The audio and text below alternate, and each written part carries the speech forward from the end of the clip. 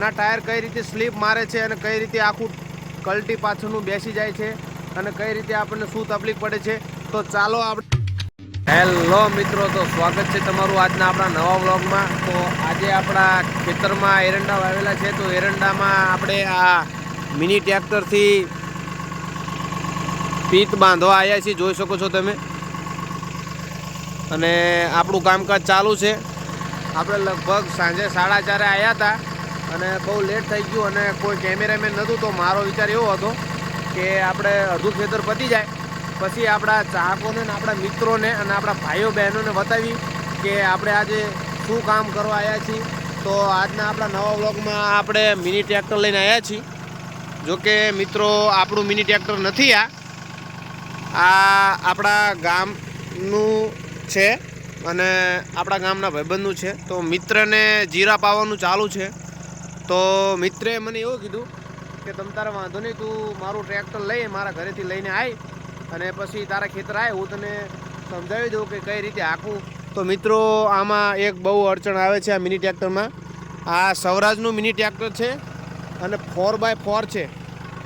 તાકાતની વાત કરીએ તો તાકાતમાં તો એક નંબર ટ્રેક્ટર છે, પરંતુ આપણે મોટા ટ્રેક્ટરથી આપણે અહીંયા આ ખેતરમાં પા કરેલો છે, જેથી કરી અને આ ટ્રેક્ટરના ટાયરને એની પકડ મળતી નથી અને પકડ નથી મળતી એટલે ટાયર સ્લીપ મારે છે અને સ્લીપ મારવાના કારણે પાછળનું કલટી જે છે એ બહુ અંદર બેસી જાય છે। તો એના કારણે આપણને બહુ જ તકલીફ પડે છે, કારણ કે આ લગભગ 5-6 વીઘાનું ખેતર જ છે। 5-6 વીઘાના ખેતરમાં આપણે લગભગ 4-4:30 આવ્યા અને અત્યારે અંધારું થઈ ગયું છે। શિયાળાનો દાડો છે તો અંધારું વહેલા થઈ જાય, પણ આપણે હવે થોડુંક જ રહ્યું છે અહીંયા, તો એ પૂરું કરીને જવાનું છે। અને હું તમને બતાવું છું કે ટ્રેક્ટરના ટાયર કઈ રીતે સ્લીપ મારે છે અને કઈ રીતે આખું કલટી પાછળનું બેસી જાય છે અને કઈ રીતે આપણને શું તકલીફ પડે છે। તો ચાલો આપણે ટ્રેક્ટર ચાલુ કરી અને તમને બતાવીએ કે ટ્રેક્ટરમાં કઈ રીતે થાય છે ને આપણને કઈ રીતે લોચા પડે છે। જો તમને દેખાડીએ,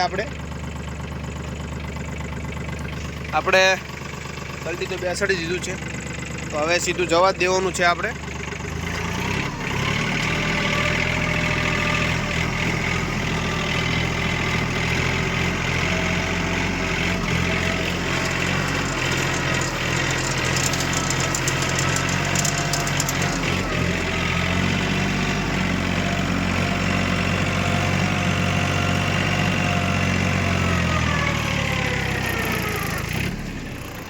જો મિત્રો આવી પ્રોબ્લેમ થાય છે।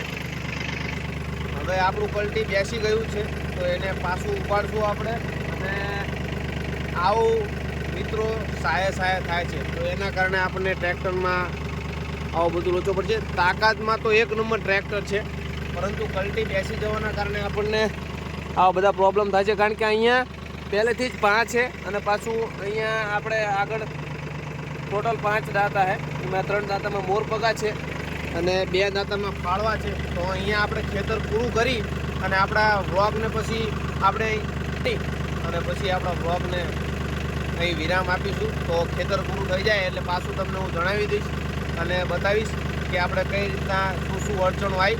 તો જોડાયેલા રહો ત્યાં સુધી આપણા વ્લોગમાં।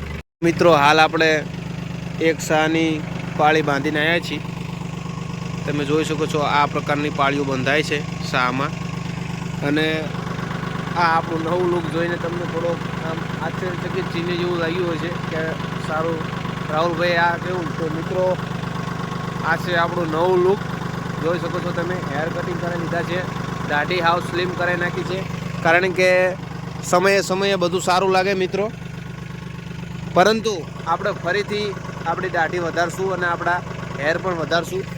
અત્યારે હાલ આપણે ખેતીનું કામ ચાલુ છે મિત્રો, તો આ ખેતીનું કામ પતે પછી આપણે બ્લોકને વિરામ આપીશું। અને મિત્રો તમને તમારી જાણકારી માટે બતાવી દઉં કે મિની ટ્રેક્ટરમાં આ રીતે પીત્યું તમે કરો ને એટલે આ પીત્યું ઉપર નીચે કરવાનો પંપ છે, અને તમે આમ અંદરની બાજુ દબાવો બહારની બાજુ એટલે પીત્યું નીચું થાય અને અંદરની બાજુ દબાવો એટલે પીત્યું ઊંચું થાય, જોઈ શકો છો તમે।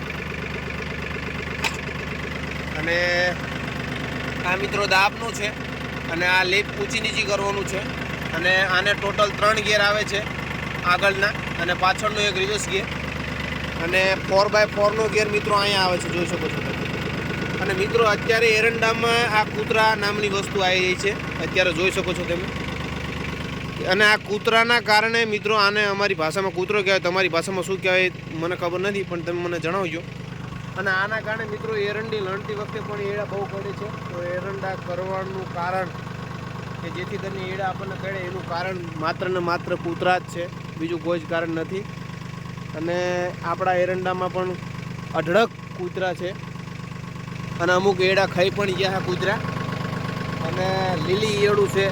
તો મિત્રો આ એરંડામાં આપણે કાલ દવા છાંટવાની છે લીલી ઈયળની, અને કૂતરાની તો કોઈ જ દવા નથી. અને તમને ખબર હોય તો કોમેન્ટમાં જણાવી દીજો કે ભાઈ કૂતરાની આ દવા છે, આના કારણે કૂતરા ઓછા પડે. તો મિત્રો જોડાયેલા રહો. આપણે આપણા ખેતરનું પીત બાંધી અને પછી બ્લોગને વિરામ કરીશું, તો ત્યાં સુધી જોડાયેલા રહો. તો ફાઇનલી મિત્રો આપણું પીત બાંધવાનું પૂરું થઈ ચૂક્યું છે. તમે જોઈ શકો છો આ સેલોસા છે, અને અહીંથી પછી જીરું વાયેલું છે. તમને દેખાતું નહીં હોય પણ અહીંથી જીરું વાયેલું છે મિત્રો, દેખાતું હોય છે. હજુ એના ધોરિયા બાંધવાના બાકી છે. આપણે ફાઇનલી આપણું પીત બાંધવાનું મિત્રો પૂરું થઈ ચૂક્યું છે.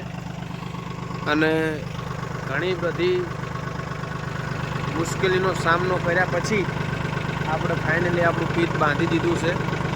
અને આવી નાની મોટી તકલીફ તો જીવનમાં આવ્યા કરે. પહેલી વસ્તુ તો પા વધારે હતો, એના કારણે મિત્રો બહુ તકલીફ પડી. ક્યાંક કલટી બહુ બેસી જતું હતું, ક્યાંક નહોતું બેસતું. અને પાળા અમુક જગ્યાએ મોટા થતા હતા, અમુક જગ્યાએ નહોતા થતા. પણ બીજી એક તકલીફ આપણને મોટી પડી કે આ બધું જોઈ શકો છો તમે. આ બધા કૂતરાના ઘા હે.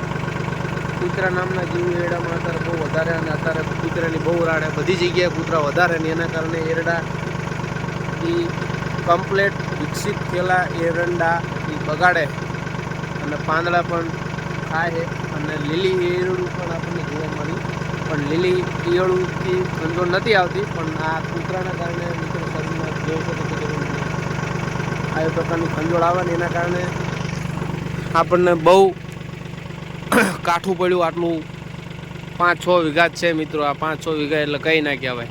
5-6 વીઘાના પાળા બાંધતા આપણને ભગવાનના દર્શન થઈ ગયા. તો મિત્રો બસ આજના માટે આટલું. તો અહીં આપણે બ્લોકને વિરામ આપીશું. મળીએ આપણા નવા બ્લોકમાં. તો ચાલો મિત્રો.